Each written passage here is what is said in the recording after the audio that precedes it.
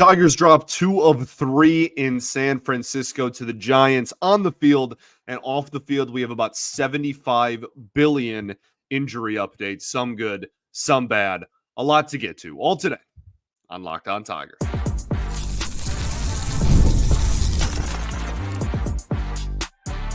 You are Locked On Tigers, your daily Detroit Tigers podcast. Part of the Locked On Podcast Network, your team every day.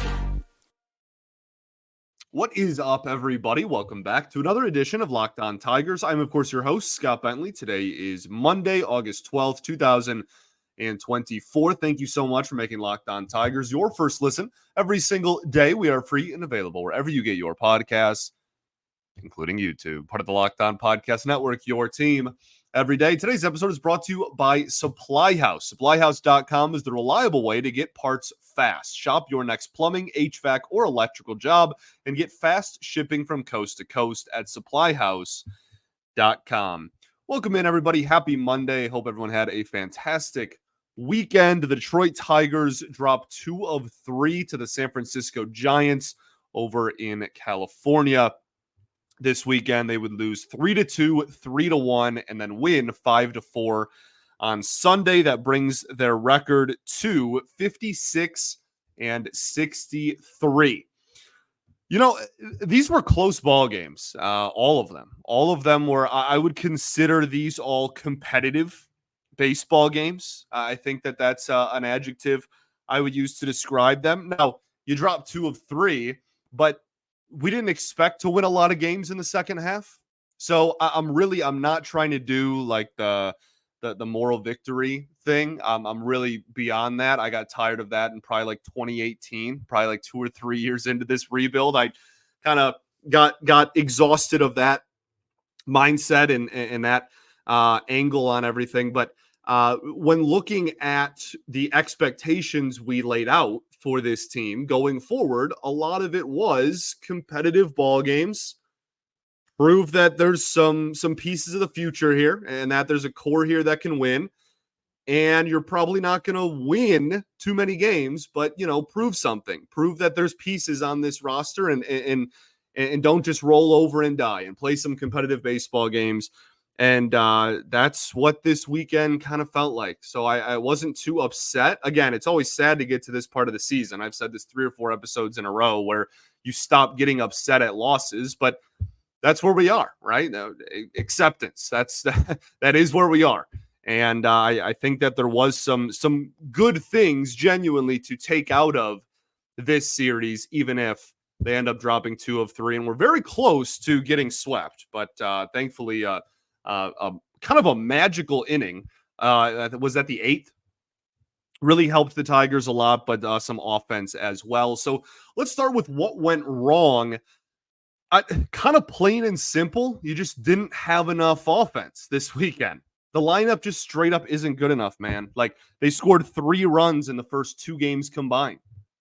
You're not going to go 2-0. You're not even really going to go 1-1 too terribly often. Putting up 2 and 1 runs, respectively. We go back to the lineup card, as we do all the time. Are we going to play the OPS game? Maybe. Okay, I'm sorry, but that's kind of the point we're at. Andy Ibanez, Justin Henry Malloy, your top 2 hitters with OPSs over 700.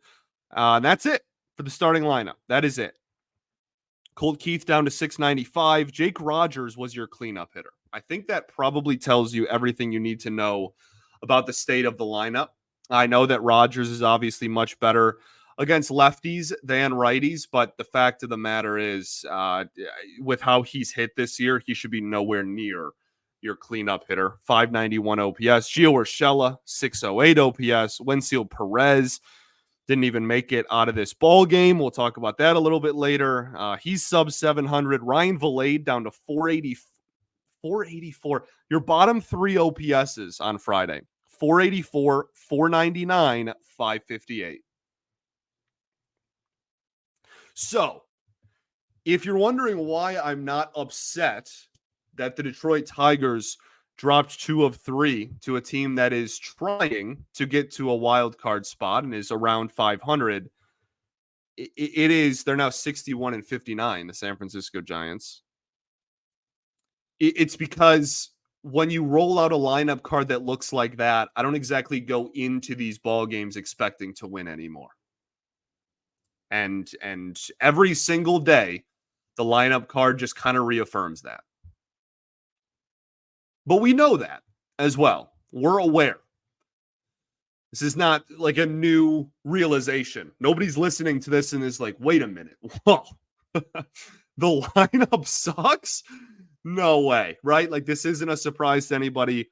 You all clearly follow the team if you're still listening to this in August, given where the Tigers are currently. It's not awesome. And that's honestly, genuinely, that is kind of the extent to me of what went wrong. I'm not saying it was a perfect weekend outside of that. But to me, like, ultimately, at the end of the day, if you had an offense that was even remotely capable of scoring some more runs, this weekend probably looks a whole lot different because you went 0-2 in your 2 bullpen games, even though you only gave up 3 runs in each of them.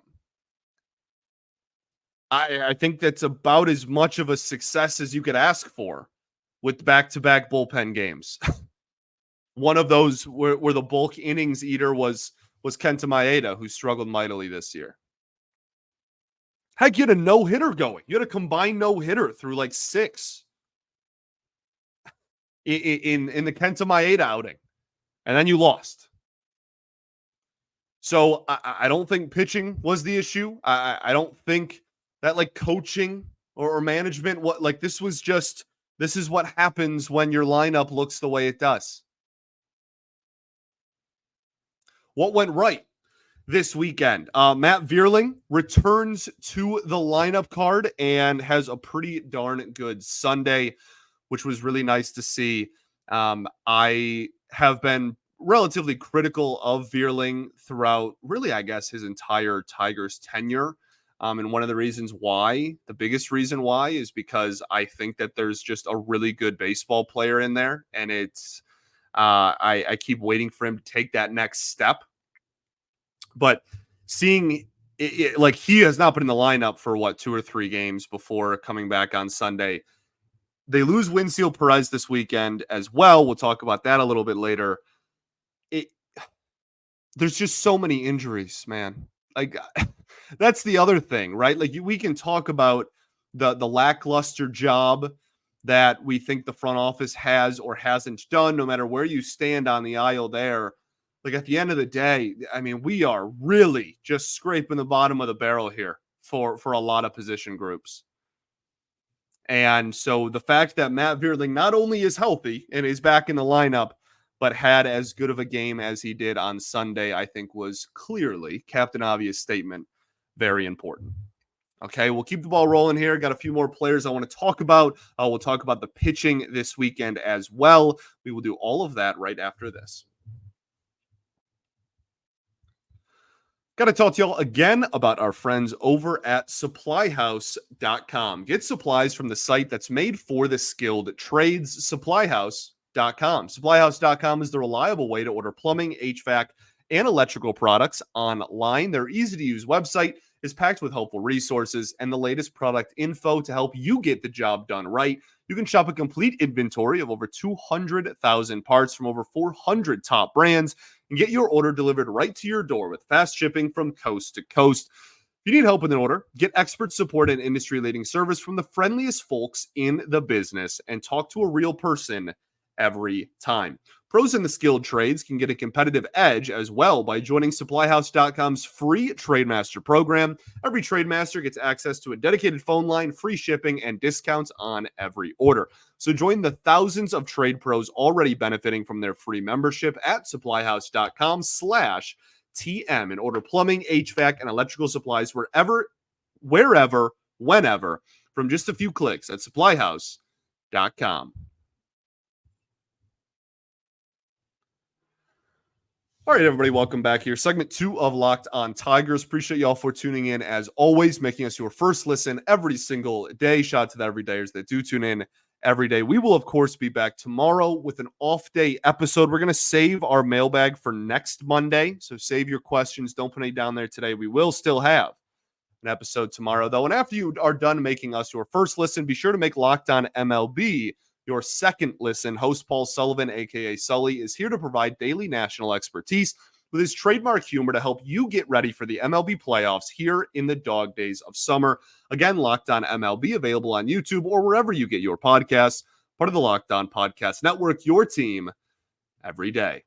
So, the Tigers dropped 2 of 3 to the Giants this weekend. Talked in really general terms about what went wrong because I understand we could do deep dive, breakdowns on, why is Ryan Vilade struggling at the plate? Why is Bly Madris struggling lately? And his, numbers have plummeted over the last week, like, et cetera, et cetera. But I find it difficult to do a very, very deep breakdown and a deep dive on players that me, you, and everybody, front office included, is well aware is not like a part of the future plans of this team. They are here because we are on the 5th and 6th string of a lot of these positions due to either demotions, underperformances, and obviously a lot of injuries. So that is why it's such a it's the lineup. Right? I'm not pinning it on any individual player, right? They're just trying to make the most of their opportunities. I hope they turn into prime Barry Bonds. But at the end of the day, this is where the lineup is at. We did switch gears, change gears, turn gears, whatever the phrase is, whatever the saying is, to what went right this weekend. Talked a little bit about Matt Vierling. I want to touch on Dylan Dingler, who had a great game on Sunday and had put together some decent ABs on Saturday as well. I believe he had the only RBI on Saturday, despite going hitless. So I thought that he looked really solid, and I continue to be impressed by him. The season offensive numbers aren't incredible yet. They're not very good yet. However, very small sample size, and he is, I think he's adjusting.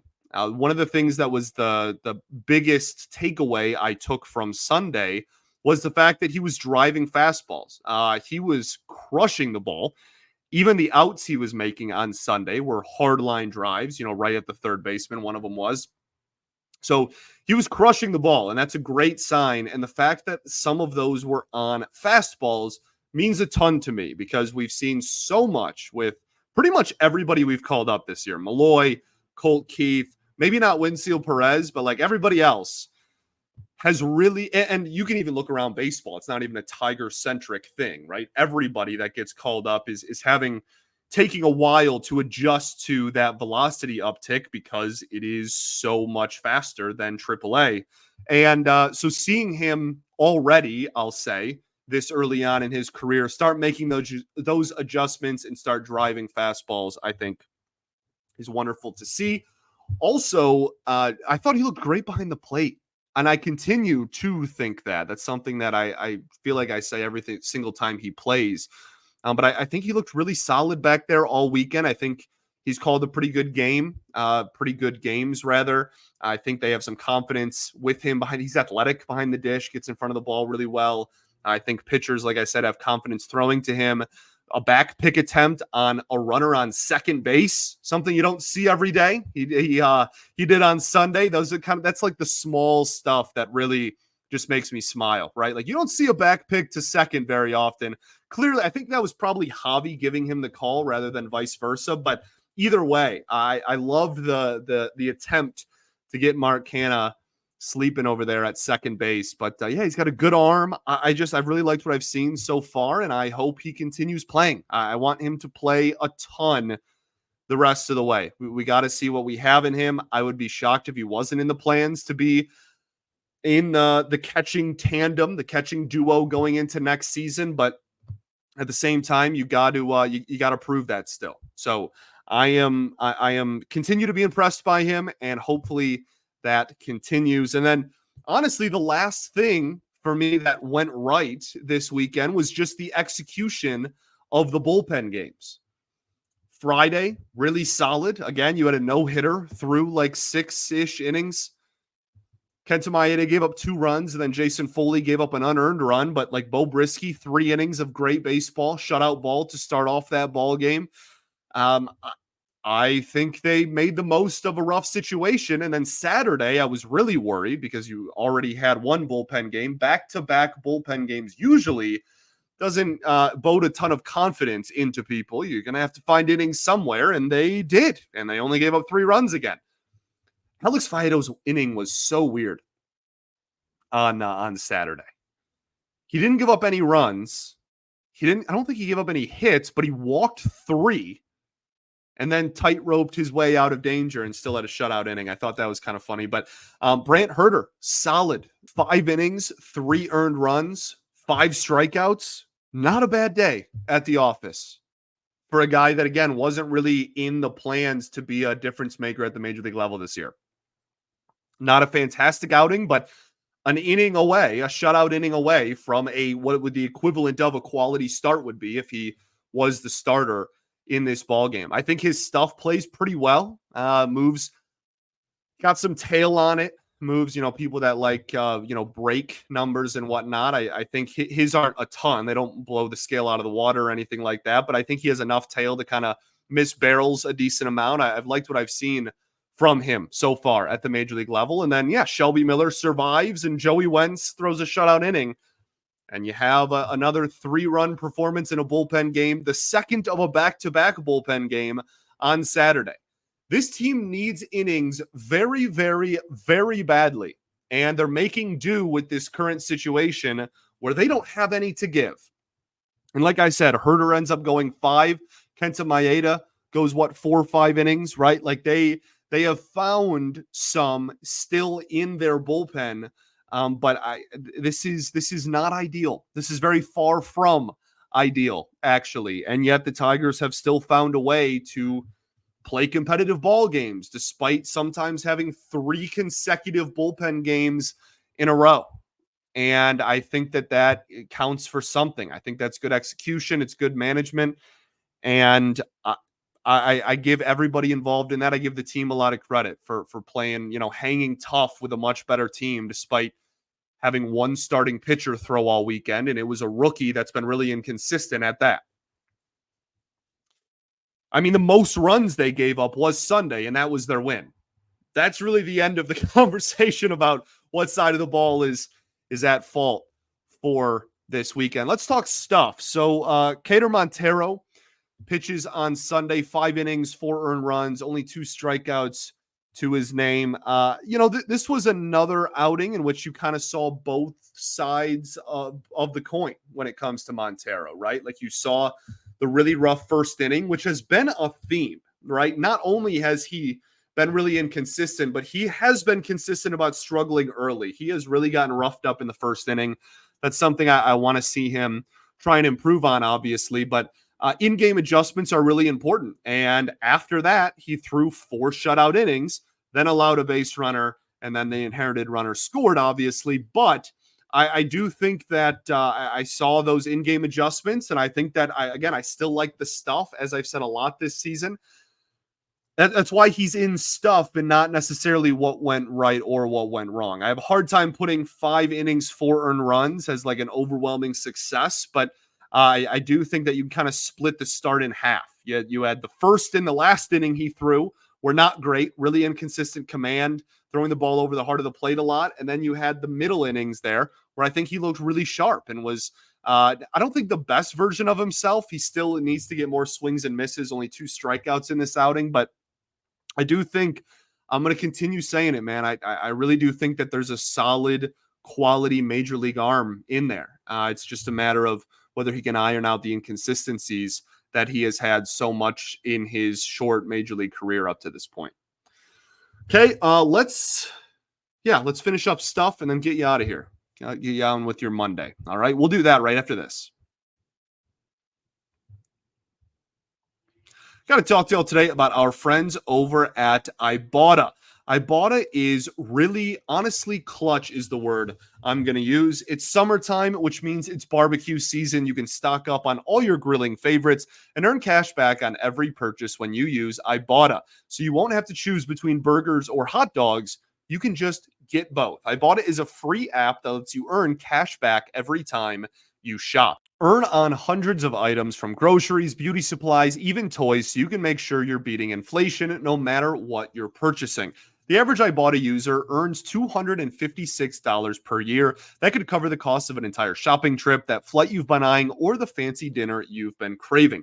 Other apps give you points that don't really amount to much. With Ibotta, you earn cash back that you can withdraw straight to your bank account, PayPal, or gift cards. Simply add offers on the app, upload your receipt, and voila, the money is all yours. You can save on over 2,400 brands and shop at over 1,000 different retailers, including your favorite grocery stores, Lowe's, Macy's, Sephora, Best Buy, and so much more. It's time you joined over 50 million users and used Ibotta to earn cash back every time you shop. Right now, Ibotta is offering our listeners $5 for just trying Ibotta and using the code LOCKEDONMLB when you register. Just go to the App Store or Google Play Store and download the free Ibotta app and start earning cash back and use code LOCKEDONMLB. That's IBOTTA in the Google Play or App Store and use code LOCKEDONMLB. Also got to talk to y'all about our friends over at FanDuel.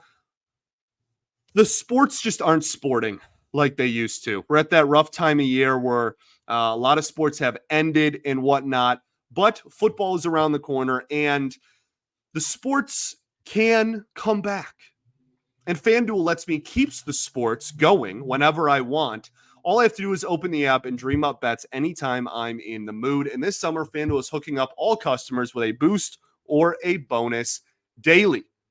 That's right. There's something for everyone every day, all summer long. So head over to FanDuel.com and start making the most of your summer. FanDuel, official sports betting partner of Major League Baseball.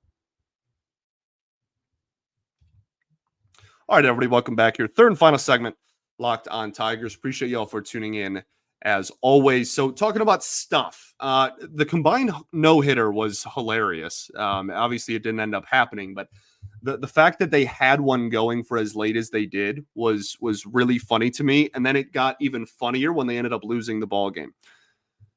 It's like clockwork. It was really so predictable, as was Mark Canha hitting a walk-off. That was also just so typical. Good for Mark Canha.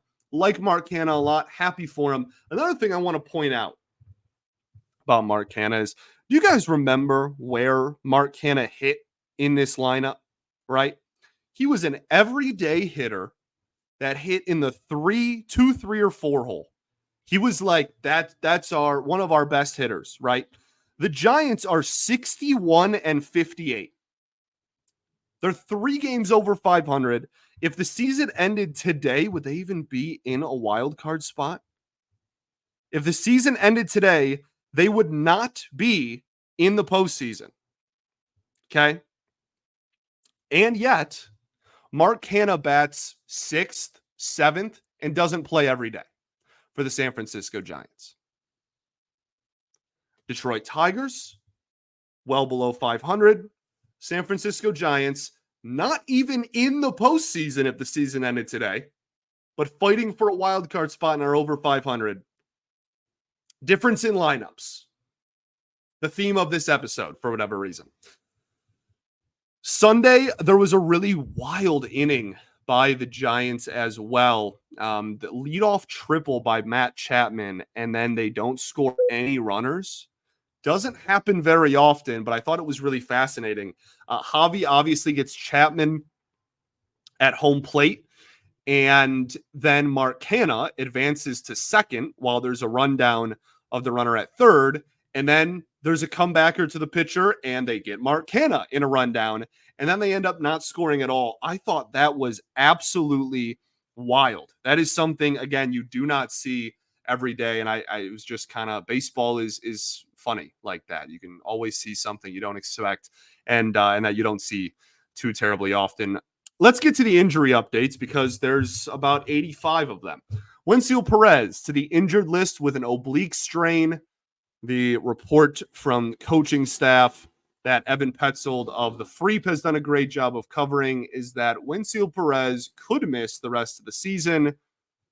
Absolute gut punch, brutal, sucks. This lineup already isn't great, and that is one of, unfortunately, the better hitters that you have had this season. Again, that is healthy. Akil Baddoo was recalled this weekend. I want to know where people stand with Akil Baddoo. I really think patience has kind of run out. It would not shock me if they worked out a trade or maybe even non-tendered him this offseason. I don't know. That's something we can have a conversation about more when we get to the end of the season, right? And we can see kind of what he does if he's given some time here, if maybe he can turn it around, what he's done, in the minors and whatnot. We can break it down a little bit more. But it's so wild how time changes things, right? Like there was after his rookie year, after his Rule 5 year, everybody was like, oh, Akil Baddoo has played his way on to being a part of the future of this team. Like he had a really solid rookie year. There's a lot to like here, etc. And just, it doesn't matter mechanical adjustments or not. He has not been a very good hitter for running on 2 years now. And it's unfortunate because there is a lot of tools in Akil Baddoo that I think can make a really, really good ball player. It's just, none of those have really come to fruition. He's a guy that, like, it really wouldn't shock me if he went to a really good organization. If they turned him around and made him, a 2.5 WAR player, that wouldn't shock me at all. So Wenceel Perez, unfortunately, hurt. Akil Baddoo recalled. Kerry Carpenter homers on Sunday. I think we're very, very close to the return of Kerry Carpenter, which then loops Akil Baddoo back into it. Who goes down when Carpenter comes back? Is it Akil Baddoo because that's lefty outfielder? Is it Ryan Vilade, even though he's a righty? They played Ryan Vilade in center at one point this weekend. Like I think that he's probably here to stay. I think that it probably will just be Baddoo getting sent back down. But I mean, who knows, man? They could DFA Zach McKinstry. They won't, but they could. They could pick a handful of outfielders. We're really thin. The roster is very thin at the present moment. So good to see him swinging and just back again. I was pretty convinced about 3 weeks ago that we were not going to see Kerry Carpenter the rest of the season. So I'm honestly, even if he doesn't play super well, I'm just thrilled that he's going to get ABs here at the end of the year and that he's going to be back for the last month and a half-ish of the season. We have an off day on Monday, so I guess we'll keep an eye out. If he does come back this week, it probably happens on Tuesday. But again, who knows? Maybe they want to give him another series. We'll see what happens.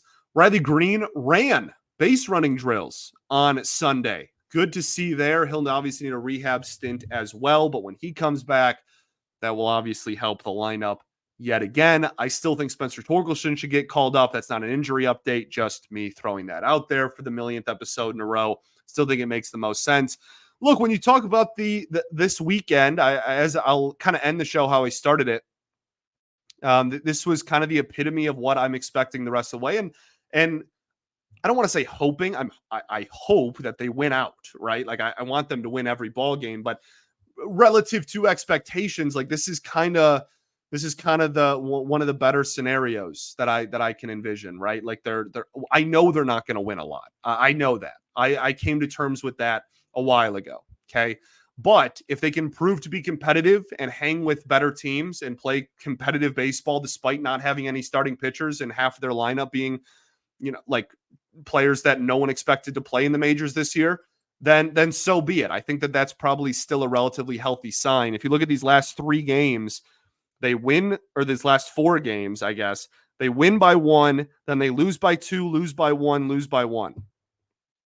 And then the 2 before that were wins in that series against Seattle. So if you look at the last week of baseball, dating back to even Sunday against Kansas City, that was 2-3 victory, or 2-3 loss. Game 2 of that series, goodness, it was a 4-game set. Game 3 of that series, 6-5 win, right? Like they've been playing some close ball games lately. And I think that that's at least worth something. Even though, again, I'm kind of over the moral victories thing. We have an off day today. as you're listening to this. We will have an episode tomorrow, though. Still, we'll preview. Seattle's coming into town now. We're just playing the same team we just played, but at home. I think that's pretty much everything. I still hate the Giants. Yeah, I was in my formative years when the World Series happened. I still despise that organization. I still cheer a little louder when we beat the Giants. I still cry a little harder when we lose to the Giants. I still have a disdain for that organization, despite the fact that not a single player from that team is still on the roster. Don't care. Not even a little bit. Thanks for making Locked On Tigers your first listen every single day. Shout out to the everydayers that do tune in every day. Can you guys hear the motorcycle right outside my window? That's helpful. We'll be back tomorrow. Okay. Peace and love. Going to therapy's dope. I'll catch you all then, baby. Go Tigers.